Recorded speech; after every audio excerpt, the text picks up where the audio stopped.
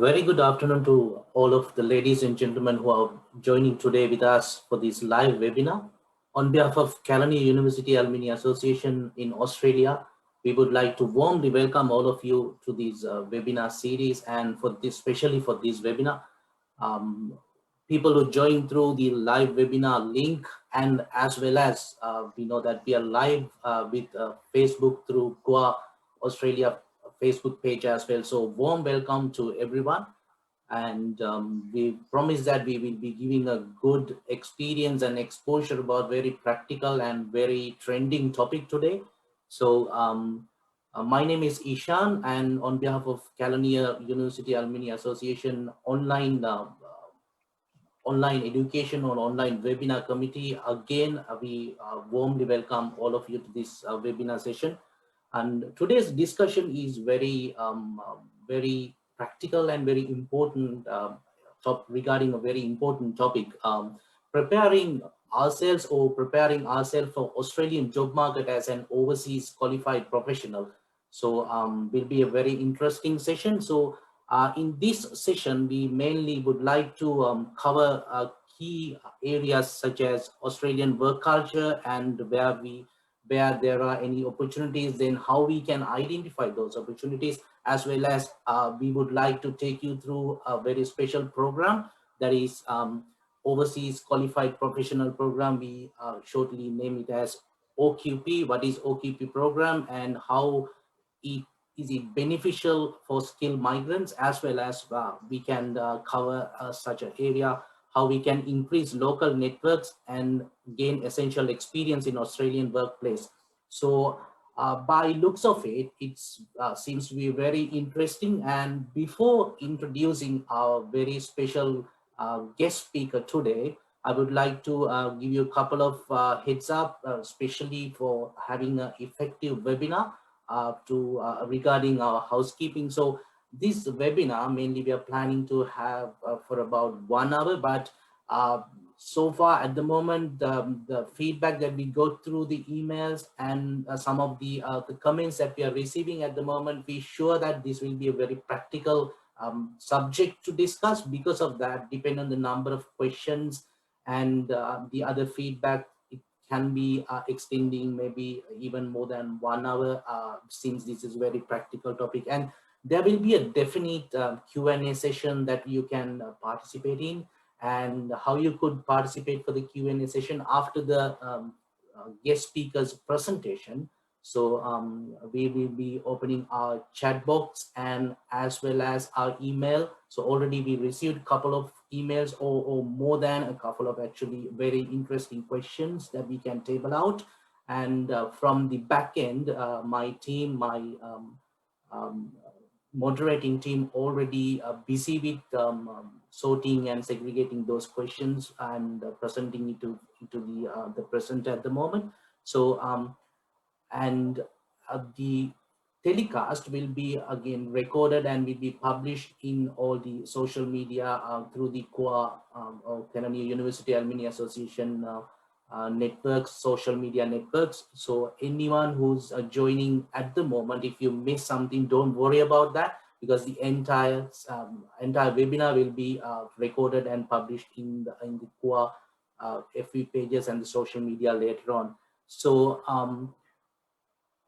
before introducing the guest speaker today, so I should say how we find this guest speaker, especially when the committee was discussing, okay, whether we better invite a very qualified, very experienced presenter for this webinar, especially regarding speaking about preparing for Australian job market as an overseas qualified professional.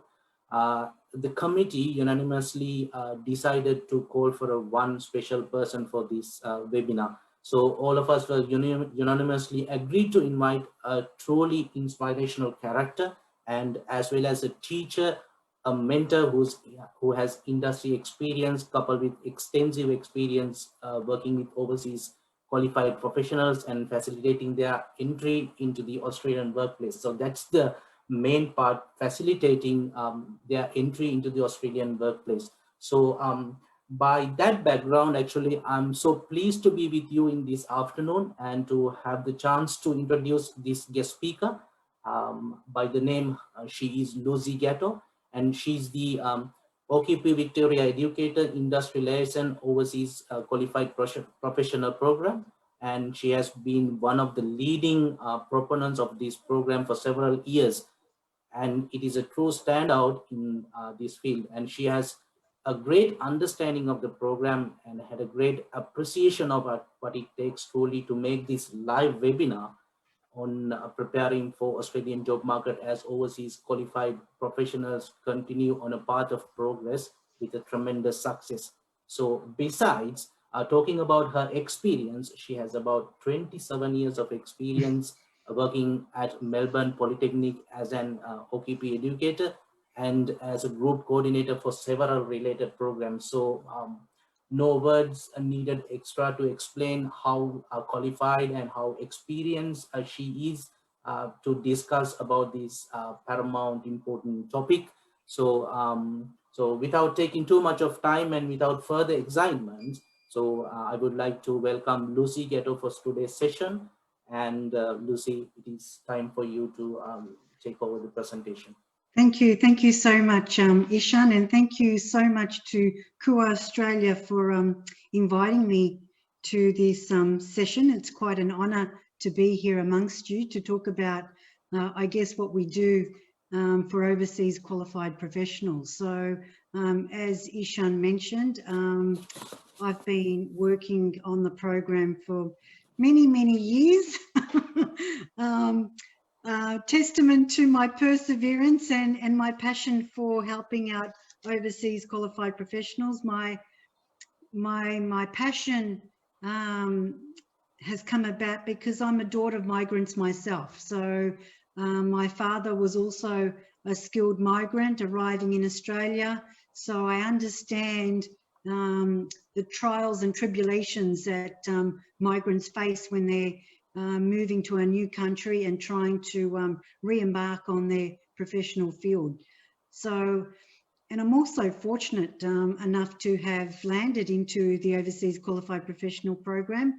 I was lucky enough to work with a lady who had the idea of setting up a program 25 years ago at Melbourne Polytechnic, and I was lucky enough to work with her, and I basically took over the program 12 years ago, running the program with a colleague, and it's very much a niche program.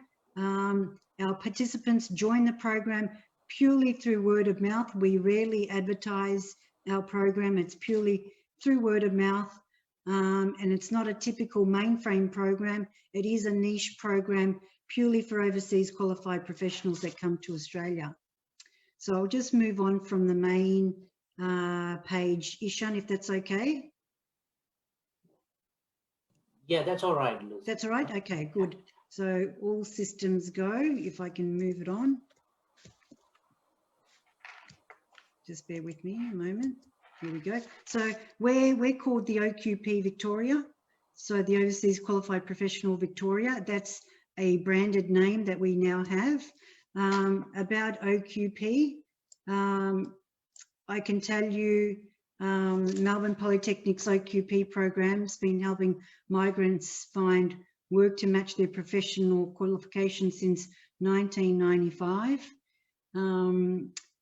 It has evolved over the years, so we have incorporated a lot of job search skills and methods to landing work, so it has evolved. At the beginning, it was more sort of cross-cultural communication and trying to mould people to fit into the Australian way of work, whereas these days it's more about how to target those jobs and land a job. The Overseas Qualified Professionals Program is unique employment focused, which introduces overseas qualified professionals to the Australian labour market. I'll talk more about how we tap into the Australian labour market as we go along. As part of the program, we allow our participants to undertake an industry placement so that they may gain essential experience in the Australian workplace.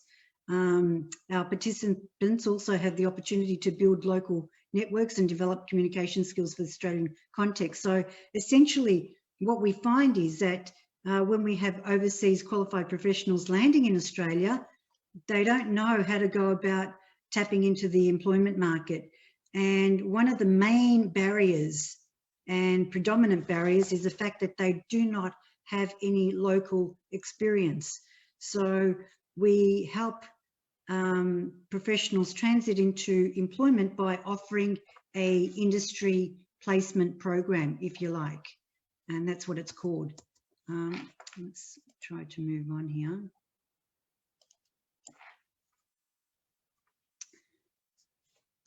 Okay, so what we cover in OQP, so it's a 10-week program, and we look at employment pathways with our participants. We have up to 30 participants per program every quarter. So we look at employment pathways, we look at CVs.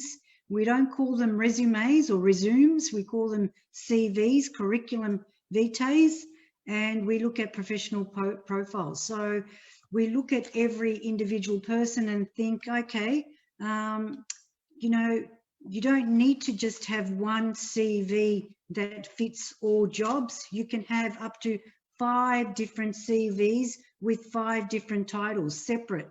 So an example of that might be you're a civil engineer, and we say, look, you can have a civil engineering CV, you might have a estimator CV, you might have a contract administrator CV. All these fit under the umbrella of civil engineering, and that the same applies to other professions. So a lot of people are under the belief that one CV is good enough to send to every single job. No, you have to customize your CV for the jobs that are advertised, and I'll talk more about that maybe a bit later. We also get the participants to come up with some model jobs, some position descriptions. So we look at the position descriptions and we say, hang on a minute, you're aiming a little bit too high. You won't have the opportunity to get that job as a management accountant, even though you were a management accountant in your home country. The chances of you landing a job as a management accountant in Australia, likely, but not right away. Maybe 2 or 3 years down the track, but you have to do the stepping stone. So you're not going to aim for management accountant. You're going to aim for maybe assistant accountant or an accountant. So we look at everybody's model jobs and we advise which ones are appropriate and which ones are not appropriate. We look at cover letters. Again, cover letters need to be customized according to the position description. We have a few, I have to say, we have a few model cover letters that we use on the OQP program that have been highly, highly successful. Why? Because they're easy to modify. They're not very long letters. They're very easy just to tweak and tinker with, and so you can send it off right away to the employer or the company. We look at KSC, which is key selection criteria, using the STAR methodology. So I'm not sure with you guys are aware or whether it happens back in Sri Lanka. I don't think it would, but a lot of government roles in Australia that are flagged to government and funded by the government, often in the position description will ask you to address key selection criteria.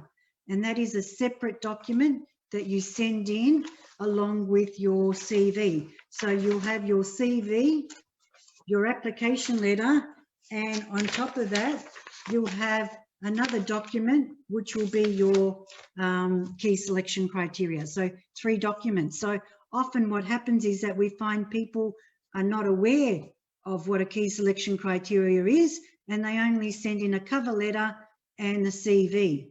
And what happens in the selection process, automatically those people that do not have a key selection criteria are immediately eliminated from the selection process. So very important to have the key selection criteria. And I talk about the STAR methodology, which is the typical method of addressing the key selection criteria and the easiest way to address the key selection criteria using STAR: situation, task, action, result. So many employers on their websites advise applicants to use the STAR methodology when addressing the key selection criteria. Moving on from that, we also try and get our participants to become a little bit more independent and research companies, their dream companies where they would love to work. At this point in time, and last year throughout COVID, what I had been advising my participants is, yes, you aim for your dream company, but not your dream job. Because of the COVID environment, there weren't as many jobs around. So we're saying land your dream company, and you might have to step down a little bit as far as position title, but that's okay. The important thing is that you're in your dream company, and 1 or 2 years down the track, hopefully you can move into different areas of that company and maybe align your skills a bit better with what you want to do. We identify model jobs, again, help with position descriptions. We offer job search skills, how to go about looking for those jobs, which websites to register with in order to apply for jobs, what skills you need to look for jobs, including setting up your LinkedIn profile, for example. Interview skills, we find that interview skills and questions, we find that many OQPs, that is a barrier. They're not aware of the typical questions that are delivered throughout an interview. So we've got, I think last count was 53 interview questions that we go through one by one, and we come up with the best possible answer to those interview questions, tying it again with the STAR methodology. So what we find is by answering those interview questions using the STAR method, that's the best way to answer questions. The STAR method is basically coming up with those little stories, little examples from your previous role. So from my previous role, situation as a management accountant, I was required to do budgeting for several different entities. The way I went about that was I collated all the information that I acquired through different departments and entered into a report template. As a result, I was able to deliver the annual report on a monthly basis. That's an example. So we try to practice the STAR method with every interview question that we go through, coming up with those examples from your previous role. Casual conversations is also another big one in the Australian workplace. So it's not all about your technical ability, it's also about your soft skills. Soft skills meaning your interpersonal communication skills, your ability to maintain and sustain a conversation in the workplace. Do you have those social skills? So we do a lot of practice with casual conversations, as simple as, how was your weekend? What did you do on your weekend? What are some of your hobbies? You know, what do you do with your spare time? As simple as basic as that. What football team do you follow? Which is another big one in Australia. What footy team? So we go through those. Telephone techniques. So we give you quite a bit of practice with telephone techniques and how to deal with receptionists. So you might call for information from a company, and you might have to deal with a receptionist whose brief is to screen calls coming through, and she will need, or he will ask you all the questions required by the organisation before allowing you to allowing you to be transferred to another person within the organisation. So a lot of the times we find that making telephone calls probably the biggest fear that our participants have, because the fear of not understanding the Aussie accent and what the requirements are. Throughout the OQP program, we're constantly asking our participants to present to small groups within their professional profiles. So what we tend to do is we group people together and within their professions and ask them to deliver various presentations to their core group. And by doing so, they're getting constructive feedback from their core professional group as well. Coaching is another key component of our program. Again, you know, quite incredibly, a lot of our participants last year managed to get placements, industry placements and jobs. And before they attended an interview, we'd do a bit of coaching beforehand, do a bit of mock interviews so they could get their practice and in a better position before they go off to the real interview. So asking all those interview questions that we've followed through within the classes that we've conducted. As I mentioned earlier on, work placement, we call it work placement or industry placement. Some of you may know it as internships. I'm sure you would be familiar with that term, internships, where you go off to a workplace for maybe 3 months to a year and you do an unpaid internship. We have work placement or industry placement, and that is 6 to 12 weeks of unpaid work within an organisation in a related field to your professional background. So that's basically the program. We find that the work placement is very important for our program. And we find that with work placement, a lot of our participants get work from the work placement afterwards, but also if they don't get work from the work placement, without a doubt, they will get work in another organisation. Why? Because they have had the 3 months local experience. They are able to gain a referee from the work placement to put onto their CV. So normally what happens is skilled migrants come to us. They say, look, Lucy, we don't have any referees to put into our CV. I tell them, look, you can use me as a CV referee, or once you go to your work placement, you're able to use that employer as a referee. So basically, after the work placement, it becomes like the referee becomes like a passport to another job. So a lot easier to get another job once you've got your referee. On the Wednesdays at Preston, so Preston is a suburb in Melbourne, so we're based in Melbourne, and Preston is a suburb in Melbourne. We offer workshops, so we've flagged and we've come to know that OH&S is very important, especially for overseas qualified professionals, because maybe not as much importance is placed on OH&S as it is in the Australian context, depending on your organisation, of course. If you're working for a large global company, you would have to follow quite stringent occupational health and safety requirements.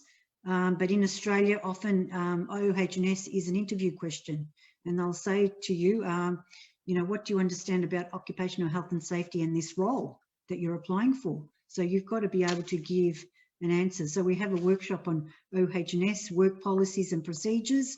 We have practical placement workshop to talk about our expectations of participants when they go off on work placement and employer expectations of our OQPs. We have a workshop on industrial relations, which talks about different forms of employment, contract, casual, on-call, you name it, and what your obligations are, what the employer obligations are. We've got a workshop on management concepts, so we look at different styles of management in the Australian context, whether it be the authoritative, the participative style of management. We explore those areas. We're lucky enough to have a stress management session with a resident psychologist who's been also on the program as long as I have. So we're pretty much growing old together. And Angela herself is an overseas qualified professional, and she's aware of all the stresses and baggage that comes along with being an overseas qualified professional in a new country. We have a Men's Day and Women's Day, and on those days, men are separated and go off with the men, and women come along with me, and we talk about different issues in the workplace, you know, equality, workplace issues that may arise in the workplace, how to handle them, dress code for women, dress code for men, and basically the do's and don'ts in the Australian workplace. And finally, we also have a guest speaker forum.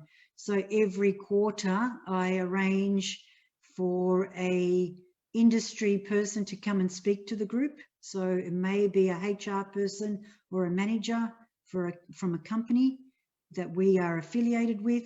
They come and speak to the group in the morning, and in the afternoon we have up to 6 OQP alumni come and speak to the new group about how they landed work and talk about their journey into their job, into their paid job. So we run that every quarter. Every quarter we have a new guest speaker and we have a new batch of OQP alumni with jobs. So highly successful. Moving on, I know the KUA asked me to provide some tips for job search. So some of my tips for job search are maybe research your industries or areas of interest. At the moment, transport in Melbourne is going through the roof. We've got rail projects left, right and centre. I've never seen such growth in Melbourne as I've seen in the last 5 years. So if anyone's a civil engineer in the construction industry, health industry, education, we are going through major boom time in Melbourne. It's just quite incredible. Everywhere you look, there is construction going on, and I have never seen anything like it. Manufacturing is another area that you might consider. What I've seen with manufacturing, particularly, is the food industry has gone through the roof. So anything to do with process engineering, industrial engineering, quality assurance, quality control, HACCP in the manufacturing area, that's definitely an area to get into. And of course, probably not as much, but the legal business services, IT has exploded. IT has, and we know the reason why. Everybody's on the Zoom platform, everybody's onto the IT. So help desk, anything, network engineers have managed to find jobs with their eyes closed during the COVID situation. And maybe you've got a particular company that you're particularly interested in. So many OQPs come to me and say, look, I really want to work for this particular company. I'm going to try and get into this particular company, and we offer them pathways to get into the organisation. And guess what? Work placement is the best way to get into your dream company, if you like. I suppose, Ishan, I'll be taking questions at the end of the presentation. Yeah, you can keep going, Lucy. Keep Then going? we will, yeah. We will have a separate Q&A session, so we can take the questions in that. No worries. Okay.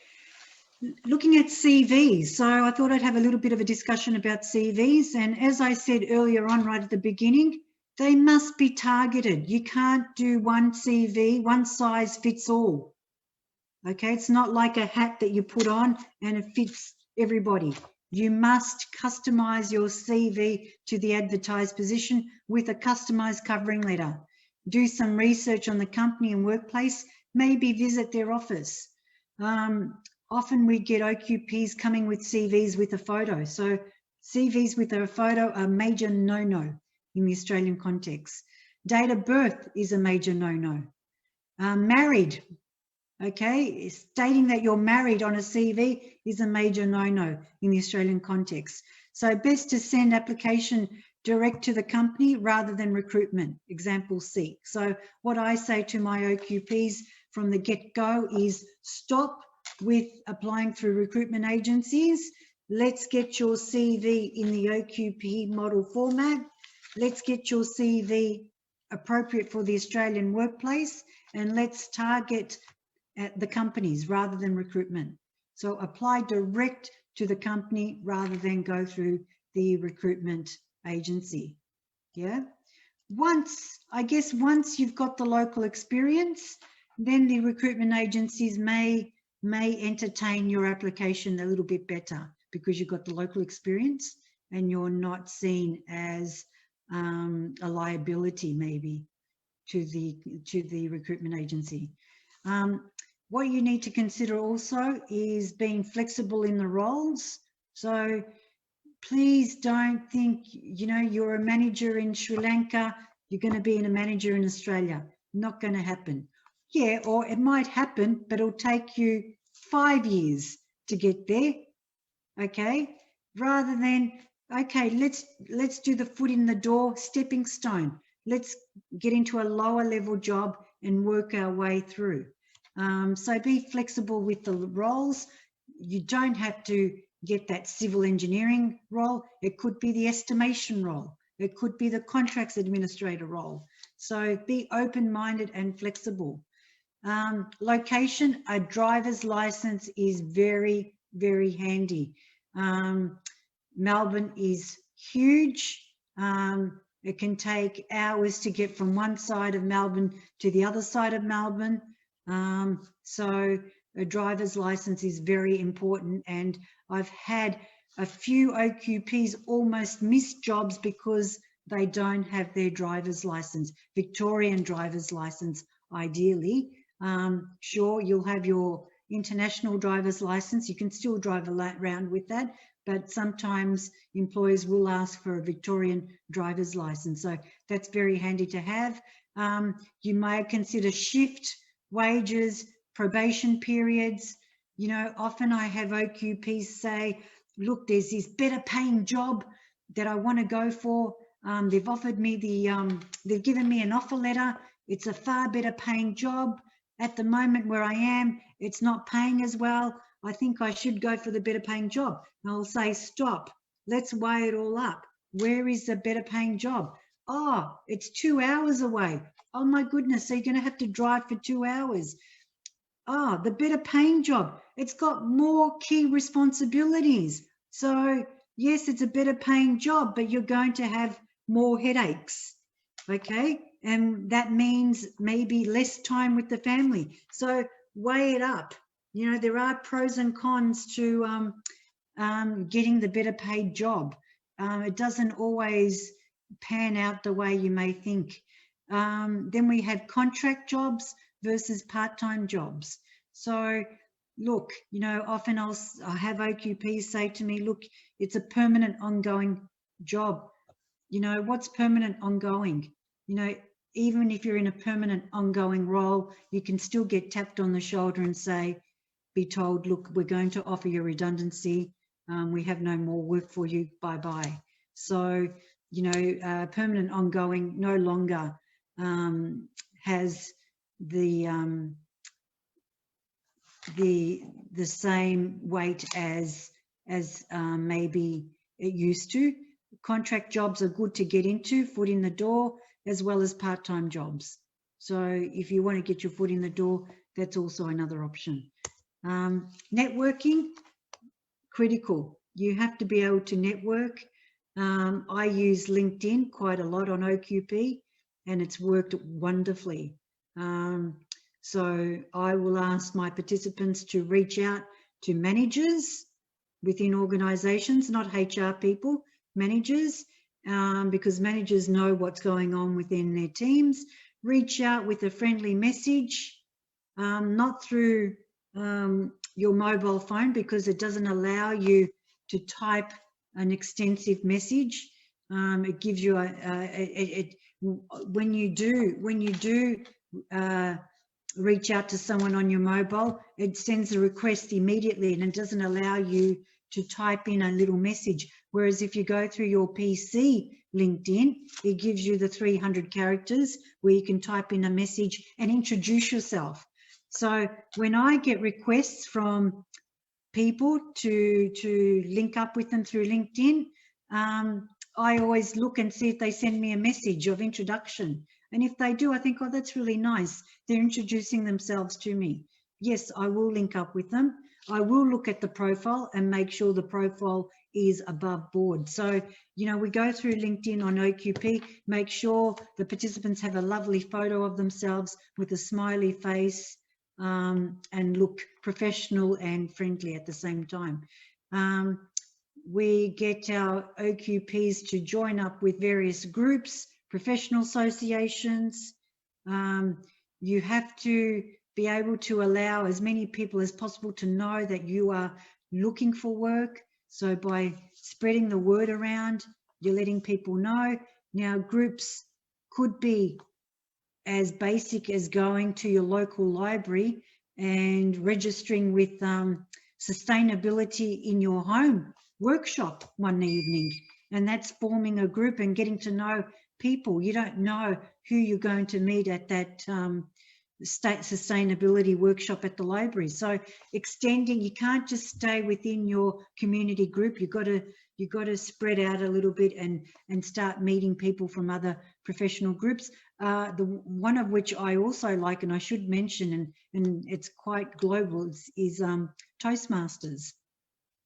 Toastmasters is a profession. It builds on your professional speaking, public speaking, and often with Toastmasters, you'll find that there are local people joining Toastmasters. So what I say to my OQPs is, when you go to join a Toastmasters, have a look and see who's in the group. You don't want to be joining another OQP group. You want to be joining a group that has quite a number of local people. And, you know, local people, local professionals join Toastmasters because they may need to brush up on their public speaking skills. So that's another way of increasing your network. Professional associations, I mentioned, club societies, you know, it might be a sporting club. And, you know, they're always looking for bookkeepers or people to keep record of, you know, monies coming in and money going out. So show your interest in those sorts of groups and try to network. I've included a whole host of useful websites. They're job searching websites. Ethical Jobs is excellent. Lots of different types of jobs. So if you're a project officer or project coordinator, often they will advertise those type of roles. What else do I have? A good one for you to know is, oops, sorry about that, is Sidekicker. So that's affiliated with the Victorian government, and I've had quite a number of OQPs who have landed work through Sidekicker, because the government has been advertising through that website. Glassdoor's another good one for looking for jobs. Another one that I was just promoting today to someone is Jobs Big Build Victoria. So that's all the jobs related to the infrastructure projects that we have happening in Victoria. They're all advertised on Victorian Big Build, and also the major affiliated companies that are working with the government building our roads and railway will post their jobs on the Victorian Big Build. So they're all very good job websites, so that I would like to share with you. That's pretty much it. Thank you very much for listening to me. Ishan, I'll hand over to you. You can Yeah, thank you very much, Lucy. And I know it's not easy to summarize a 10 weeks program and lots of information in just 30 minutes. So, but we have done it excellently. So that always displays how experienced that you are. So anyway, now I know that all the audience who join with us through this webinar and as well as from the Facebook might have or may be interested in to contact you further to understand about this program and how they can get enrolled with that. So for them, we kindly request that you can make an independent request to Lucy separately, because in the webinar flyer, we have mentioned her contact details, or either you can contact one of the who are online events organizing committee member, that they can give the link to Lucy later on. And meantime, actually, my committee is very busy with organizing some of the questions that we can ask during the Q&A session, and already I'm getting it through. So Lucy, I think since we have about another 20 minutes, we may take some important questions that we have submitted already. So see, one of the questions, I think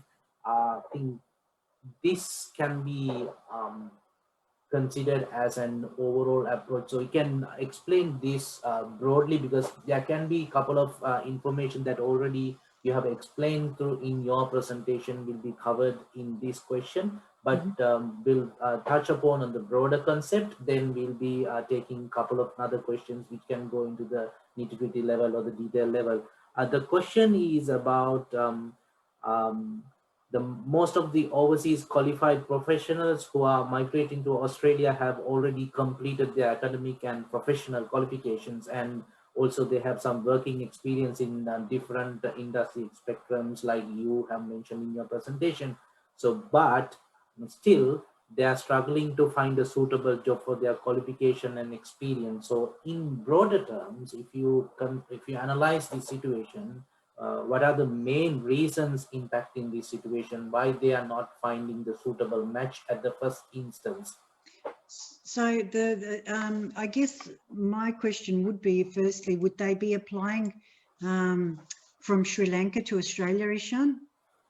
No, the people, this is actually not limited to any professional, overseas qualified professional, not limited to Sri Lanka. It can be from any other Okay, countries okay. as well. So, Yeah. so as I mentioned earlier on in my presentation, one of the main reasons why we find a lot of overseas qualified professionals not landing a job relevant to their qualification and experience is because they don't have the local experience. And a lot of employers are hesitant to take someone on with no local experience, because you present a bit of a, not a liability, but a bit of a risk. You know, will you be able to fit in with the other colleagues?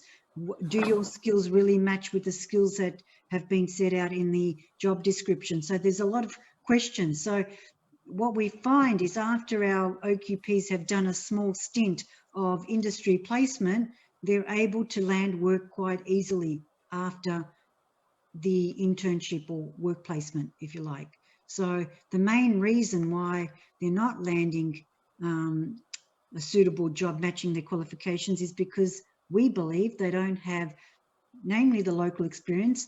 Maybe they don't understand how to present themselves in an application. So that's why we look at CVs and application letters and go through the whole rigmarole of going through all the setup.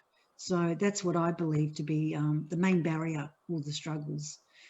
But can I just say, overseas qualifications, they're utilised in the Australian context, and often we find that employers really want to see how you perform on the job. Okay, they're not too worried about your, yes, you have to have the qualifications, but they're more concerned about how you're able to complete the task given to you. So yeah, I hope that answers that question. So gaining that local experience, Ishan. So in that case, so if I relate another question we received regarding the entry barriers into the Australian job market. So I think the first question already explained, okay, there are some limitations to find a suitable match. So the question is about the breaking the entry barriers into the Australian job market is the most challenging step for any qualified professional in a present context.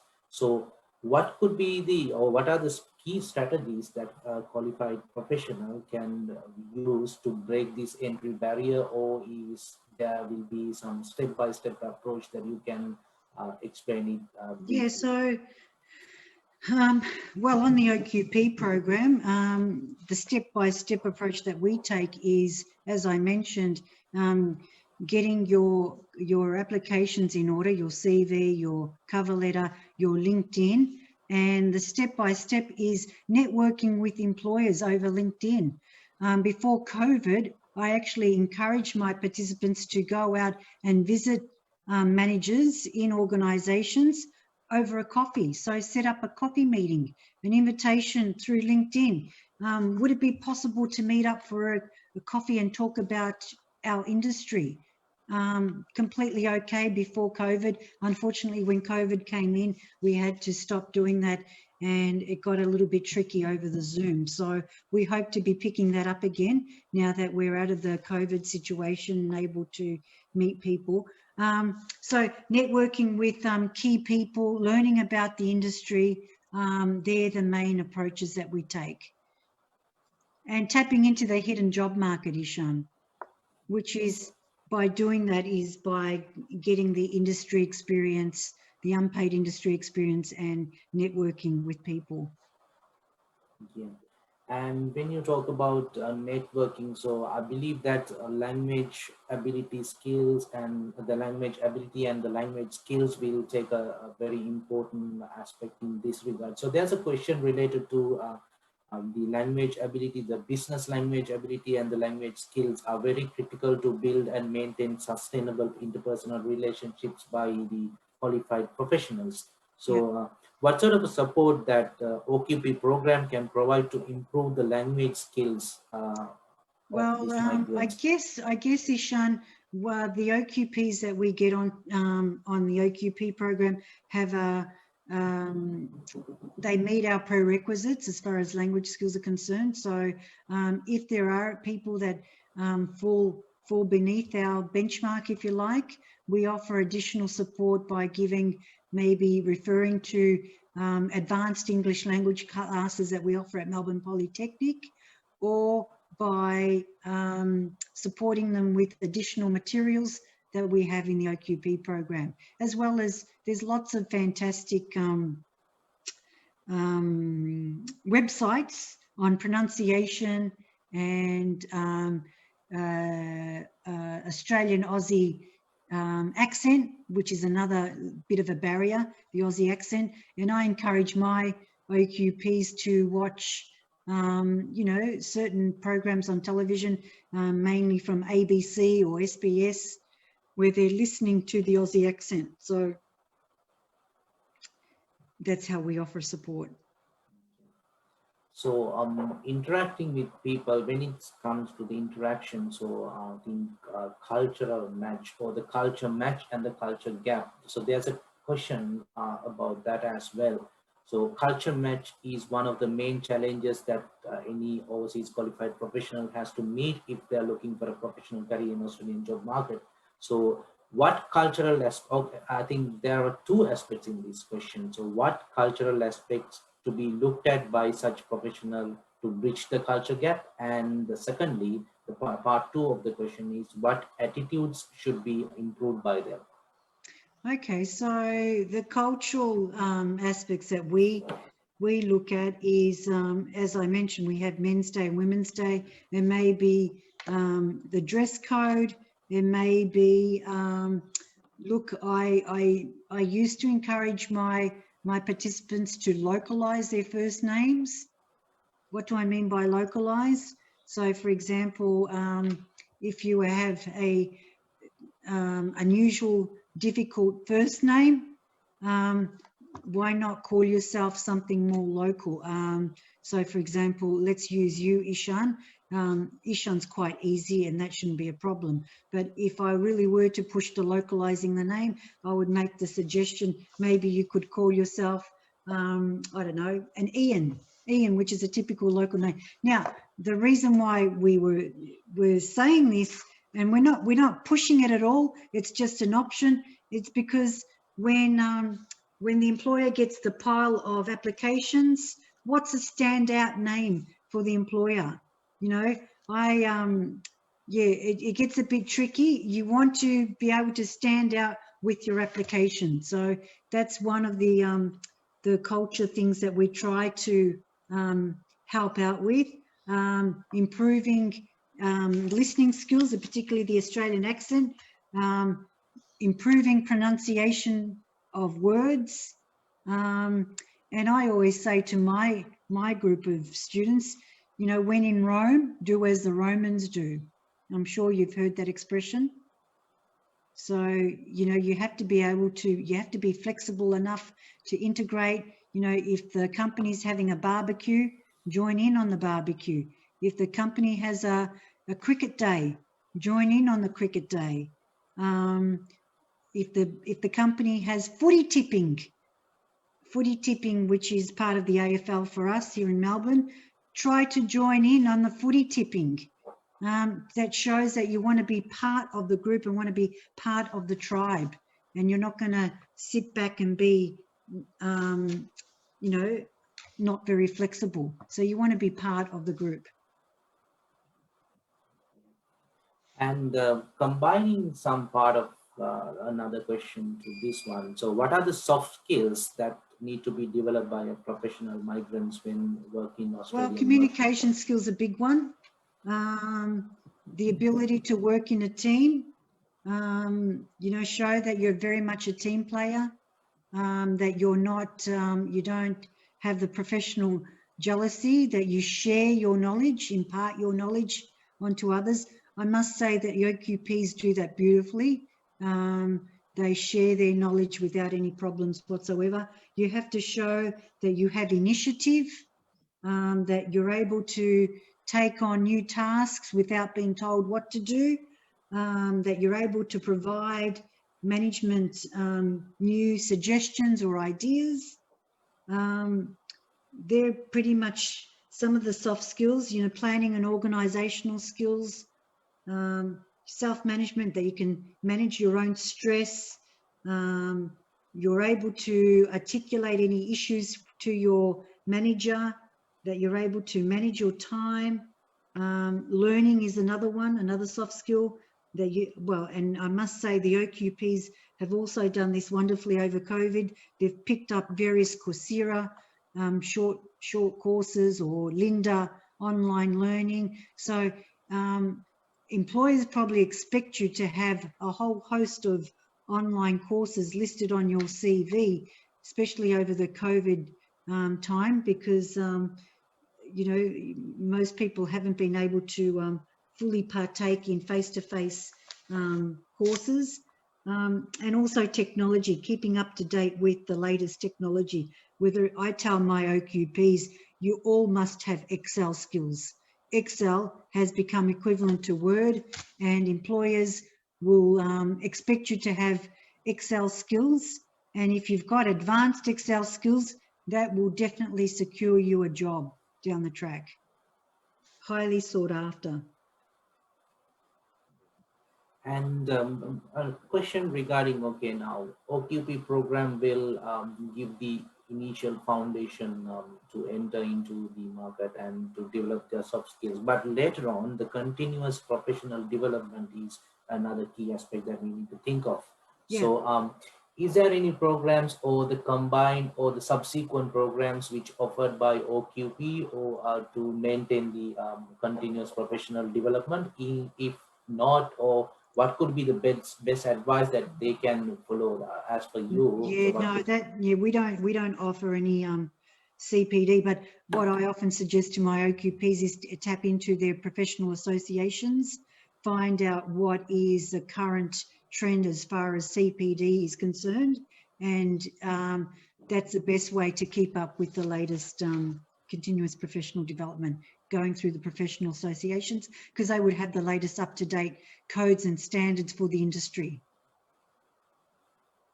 Yeah, and couple of the other questions that we or the other in the chat box is some of them are asking how they can get enrolled and involved with the program. So what we suggest for the audience is that, okay, you can reach out to Lucy Ghetto separately through the contact details that we'll be sharing later on to get the more specific the course and content related information.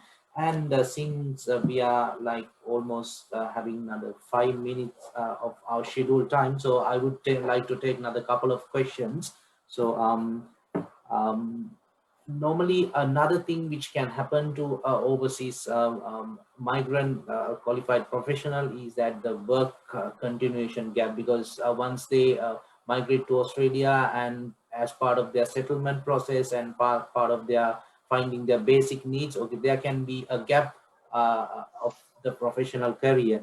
So to minimize this gap or the minimize of the impact of this gap, what kind of programs or support offered by the OQP program for such individuals to minimize and impact the work continuation gap?